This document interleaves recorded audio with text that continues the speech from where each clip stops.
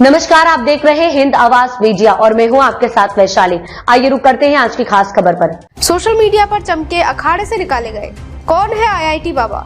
IIT से संन्यास तक कैसे इंजीनियर बाबा बने विवादों के केंद्र। महाकुंभ में आईआईटी बाबा का पतन, गुरु का अपमान बना सबसे बड़ा अपराध। जूना अखाड़े ने आईआईटी बाबा को किया निष्कासित। महाकुंभ में संन्यास की गरिमा पर सवाल, संन्यास के मार्ग पर छलावा। आईआईटी बाबा का महाकुंभ में हुआ भांडाफोड़। प्रयागराज के भव्य महाकुंभ 2025 के दौरान जहां हर ओर भजन, पूजा अर्चना और श्रद्धालुओं की भीड़ का माहौल था, एक ऐसी घटना सामने आई जिसने आस्था और परंपरा के इस पर्व को एक नया मोड़ दे दिया। ये कहानी है अभय सिंह, एक आईआईटी बॉम्बे स्नातक से संत बने व्यक्ति की, जिन्हें लोग प्यार से आईआईटी बाबा कहते थे।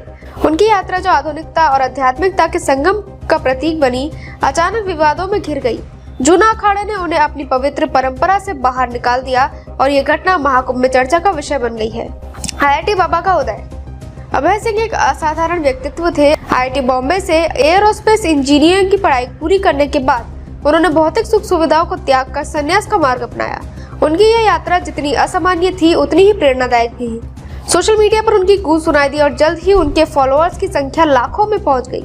युवा और आधुनिक विचारधारा के साथ वे एक अलग तरह के आध्यात्मिक गुरु के रूप में उभरे थे। महाकुंभ जैसे पवित्र आयोजन में उन्होंने जूना अखाड़े के माध्यम से अपनी पहचान बनाई। उनके गुरु महंत सोमेश्वर पुरी के मार्गदर्शन में उन्होंने सन्यासी जीवन का पालन शुरू किया।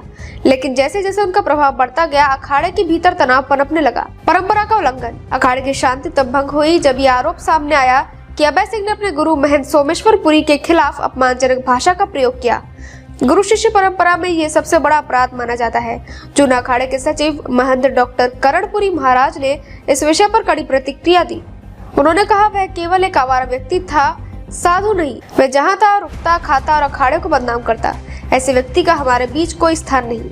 महंत करणपुरी ने यह भी बताया कि अभय सिंह ने जूना अखाड़े के नाम का गलत फायदा उठाया। वह किसी का चेला नहीं था और केवल अखाड़े की प्रतिष्ठा का इस्तेमाल अपनी प्रसिद्धि के लिए कर रहा था। निष्कासन और परिणाम।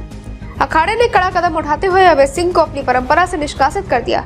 उन्हें अखाड़े के शिविर और उसके आसपास के क्षेत्र में प्रवेश से रोक दिया गया।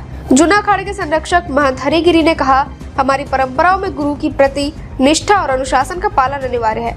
अभय सिंह का व्यवहार इन मूल्यों के खिलाफ था। इस निष्कासन के बाद अभय सिंह के वीडियो सोशल मीडिया पर वायरल हुए। एक वीडियो में उन्होंने दावा किया, मुझे इसीलिए बाहर निकाला गया क्योंकि मेरी लोकप्रियता बढ़ रही थी। यह एक साजिश है ताकि मुझे चुप कराया जा सके। अतीत की परछाई। इस घटना के साथ साथ अभय सिंह के पारिवारिक जीवन की कुछ कड़वी सच्चाई भी सामने आई। हरियाणा के इज्जर में रहने वाले उनके माता पिता उन्हें खोजते हुए प्रयागराज पहुंचे, लेकिन जब उन्होंने सुना कि उनका बेटा शिविर छोड़ चुका है तो वे निराश होकर लौट गए। अभय ने ये स्वीकार किया कि उन्होंने अपने माता पिता से वर्षों पहले संबंध तोड़ लिए थे। उन्होंने कहा, मैंने उनके नंबर बहुत पहले ब्लॉक कर दिए थे। अखाड़े के बाद जीवन। हालांकि अखाड़े से निष्कासन के बाद भी अभय सिंह ने महाकुंभ क्षेत्र नहीं छोड़ा। उन्होंने दूसरे संत के शिविर में शरण ली और अपने तरीके से आध्यात्मिक यात्रा जारी रखी। लेकिन जूना अखाड़े के सदस्यों ने उन पर नजर बनाए रखी और उनके हर कदम पर सतर्क रहे। अखाड़े के कुछ सदस्यों ने उन्हें धोखेबाज और आवारा करार दिया। एक सदस्य ने कहा, वह किसी का शिष्य नहीं था, उसने केवल सुनी सुनाई बातें लेकर अपनी पहचान बनाई। आधुनिकता बनाम परंपरा।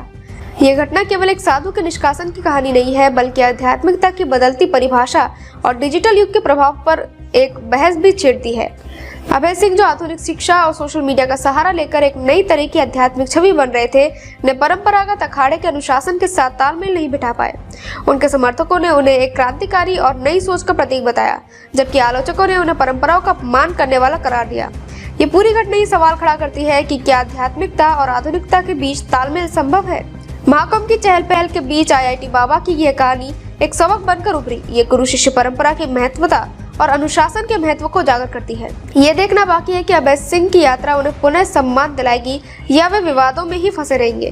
प्रयागराज के घाटों पर जहाँ गंगा का जल अनवरत बहता रहता है, ये कहानी आज की आध्यात्मिकता के बदलते रूपों और चुनौतियों को प्रतिबिंबित करता है। और इस तरह जैसे गंगा अपनी प्रभाव में नई धाराएं जोड़ती है, वैसे ही आध्यात्मिकता की ये बहस भी समय के साथ विकसित होती रहेगी। अब तक के लिए इतना ही। वीडियो को लाइक और शेयर करें और चैनल को सब्सक्राइब करें।